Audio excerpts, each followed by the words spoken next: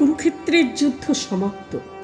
দ্রৌপদীর আলুলায়িত কেশ দুঃশাসনের রক্তে রাঙিয়ে দিয়েছেন দ্বিতীয় পাণ্ডব। দ্রৌপদীর প্রতিশোধ স্পৃহা চরিতার্থ হয়েছে। সমুদ্র হিমাচলের অধীশ্বরী হবেন পাঞ্চালী। যদিও কোন প্রজাদের অধীশ্বরী হবেন তিনি, কোন রাজত্ব শাসন করবেন ধর্মপুত্র, এই রাজত্বে শুধু বৈধব্য আর অনাথের হাহাকার হাওয়ায় হাওয়ায় ভেসে ভেসে বেড়ায়। এই সেই সর্বনেশী নারী যার প্রতিশোধের আগুনে জ্বলে গেছে আমাদের জীবন। এই সেই ভয়ানক অন্ধকার যে গ্রাস করেছে আমাদের স্বামী সন্তান। নিজেও আজ নিঃস্ব, পুত্রহারা, ভাতৃহারা, পিতৃহারা। তবু দেখো, চোখের তারায় এখনো আগুন নেচে বেড়ায়।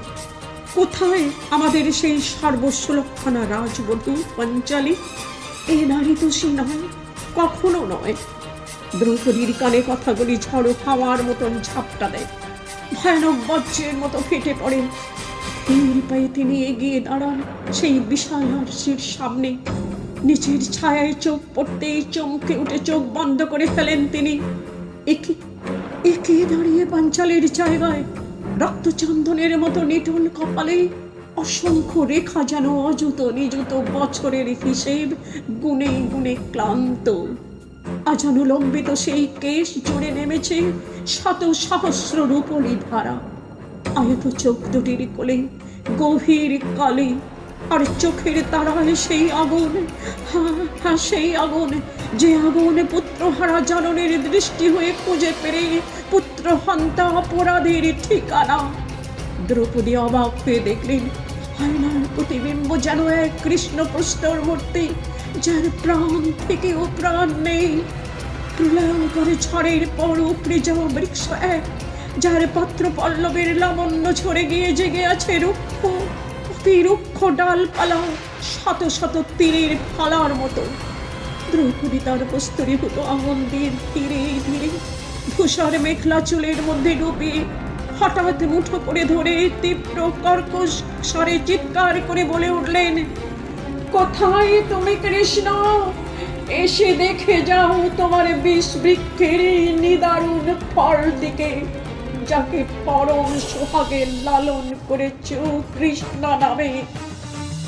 এই সেই কেশ যাকে স্নাত করতে ডেকে এনেছি এক ভয়ানক যুদ্ধ, যা সবটুকু গ্রাস করেছে আমার আত্মীয়, সন্তান, বন্ধু, প্রিয় পরিজন। একে একে সবাইকে আহুতি দিয়েছে মৃত্যুর অগ্নিকুণ্ডে। কিসের এত ক্ষুধা আমার, বলতে পারো বাসুদেব?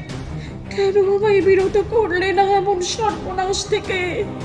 কেন এখনো তোমার সেই অমর শব্দ আমার কানে বাজে, যে বীজ রোপণ করবে কৃষ্ণ সেই ফল পাবে? এই বীজ কি সত্যি আমি রোপণ করেছিলাম কৃষ্ণ? হে প্রতিশোধ কার প্রতি? কৌরবদের না পঞ্চ পাণ্ডবদের প্রতি? প্রতিনিয়ত যারা ব্যর্থ হয়েছে আমার সম্মান রক্ষায়, কারা আসল শত্রু আমার? যারা স্পর্ধিত আঙুলে আমার কেশ আকর্ষণ করে আমার বস্ত্র লুণ্ঠন করার অভিলাষে উল্লসিত হয়েছিল তারা, না যারা নীরবে বসে তা দেখেছিল জড়বৎ মৃতের মতো আমার পঞ্চস্বামী হয়েও তারা?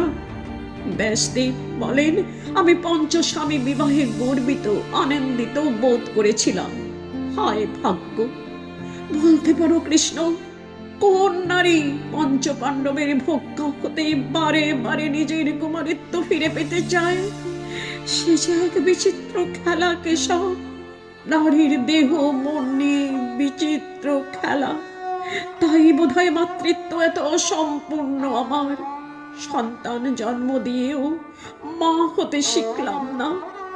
আমার 5 পুত্রকে অন্তরের উত্তাপে সেচন করতে পারলাম না। তাদের পাঞ্চালে রেখে চলে গেলাম পাণ্ডবদের সঙ্গে অজ্ঞাতবাসে, যাতে প্রতিনিয়ত তাদের কানে প্রতিশোধের বীজ মন্ত্র জপতে পারি নিজের উন্মুক্ত জটাবদ্ধ কেশ প্রদর্শনে। আমি শুধু দ্রৌপদী হয়ে রয়ে গেলাম, কুরুক্ষেত্রের মহারায়ের একক নায়িকা। ক্লান্ত দ্রৌপদী ধীরে ধীরে বসে পড়লেন। পাথরের মেঝেতে। কি শীতল, যেন জ্বর তপ্ত দেহে চন্দনের ছোঁয়া। এই শীতলতা নিতে নিতে হঠাৎ কেমন শিরশির করে উঠল পাঞ্চালীর দেহ। পরপর 5টি খণ্ডিত মস্তক, তাদের দৃষ্টিও বড় শীতল ছিল। বিশাল জানালা দিয়ে অস্তমিত সূর্যের রাঙা আলো এসে পড়েছে দ্রৌপদীর সমস্ত দেহ জুড়ে। সেই আলো তাজা রক্তের মতো আলো। 2 হাতের আঙুলে মেখে আর্তনাদ করে উঠলেন কৃষ্ণা। মৃত্যুর মুহূর্তে ওরা কি আমায় খুঁজেছিল বাসুদেব? ওরা কি ঘুমের ঘুরে মা বলে ডেকেছিল? ওদেরকে খুব যন্ত্রণা হয়েছিল মৃত্যুর ওই চরম মুহূর্তে, নাকি সেই যন্ত্রণা থেকে তুমি ওদের মুক্তি দিয়েছিলে? বলো কৃষ্ণ, বলো, একটি বার বলো আমার পুত্রদের কথা। তাদের মৃত্যুর কারণ কি? তাদের এই দুর্ভাগা মা, এই দ্রৌপদী? না, আজ আর কোনো বাঁশির সুর শূন্য ঘরে বাজল না। শুধু গোধূলির অন্ধকার নেমে এলো তার লুটিয়ে পড়া সাদা আঁচলের কোলে। দ্রৌপদী অনুভব করলেন তার চোখের জল শুকিয়ে গিয়েছে।